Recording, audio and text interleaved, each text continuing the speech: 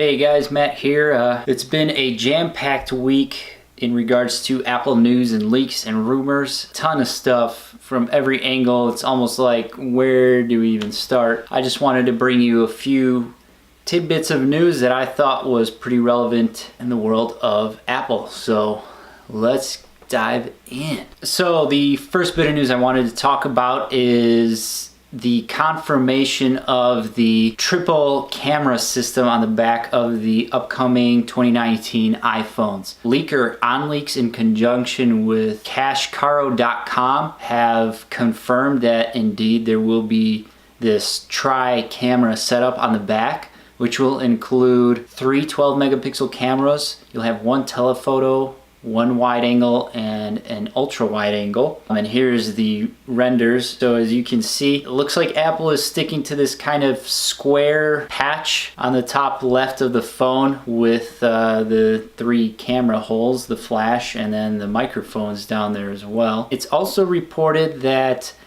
the back of the phone is a single piece of glass. This should allow for a lot easier repairs and less expensive repairs if you do break the back of your iPhone. That's a welcome addition. Another tidbit is that apparently the camera housing is the color of it is going to match the color of your phone. So if you have a red phone, you're gonna have a red camera housing, silver housing. I don't know if I really like that. I think they should stick with the black housing, but to each his own.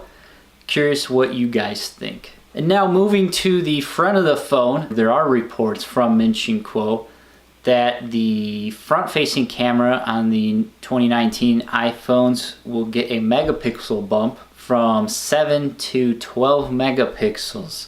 So a nice welcome feature that probably should have been done, I think, on the last gen, but nonetheless, here it is. Additionally, they're supposed to add some kind of new coating to the front that's supposed to kind of make it a little more stealthier, or maybe kind of hide the cameras that are in the notch, but we'll see about that. Additionally, there's supposedly going to be upgrades to the TrueDepth camera system. According to Min Chiang Kuo, Apple will be upgrading or adding a new flood illuminator. And this is supposed to improve Face ID by blocking out the invisible light in the environment.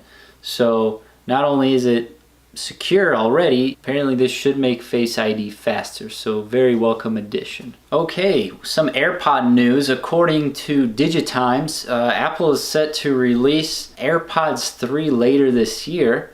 And these are supposed to be an all new design, completely different from the current AirPods, and they're supposed to really focus on the noise cancellation. Okay, a fun little tidbit of news here. Well, maybe not fun, but I found very intriguing, and it kind of ties in with what Tim Cook keeps talking about, how Apple is moving towards health, and they really want to focus on health with their devices. So the US Patent and Trademark Office published a patent application from Apple showing apparently that Apple wants to, or is working on, eventually putting gas sensors into future iPhone devices. So this is really cool. I think it's a great idea. It really could be life-saving. I mean, think about all the news stories you hear every year, the statistics, how many people die from carbon monoxide poisoning. Phones, people always, most of the time, keep their phones charged with them at all times.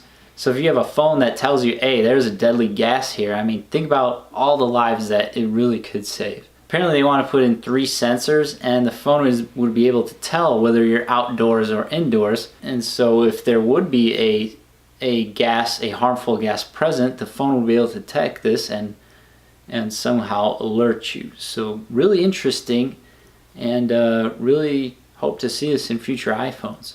So an article on 9to5Mac saying they got a report from the Wall Street Journal saying that Apple's industrial design team is undergoing changes. So this article is saying that 3 designers from the team have decided to leave. The team is apparently made up of a dozen or so designers, and these 3 in particular have like 35 plus years combined experience at Apple. It's a very interesting bit of news, and it makes me curious to think, with these big designers leaving, how that's going to influence Apple's design language going forward. Are they going to radically change their designs, or are they going to keep them the same? You know, do they have a set way of designing these phones? And they apparently were a very close, tight-knit group, one of like the oldest design teams that's been together ever for any company apparently. Very interesting, and curious to see how this might impact future Apple designs going forward. So alright guys, that's some of the big news, at least in my opinion, from Apple this week. Let me know what you guys thought, if, you know, maybe give me some pointers, and let me know how I did. So thank you for sticking with me and watching. Hope this was of some value, and I'll see you guys in the next one. See ya.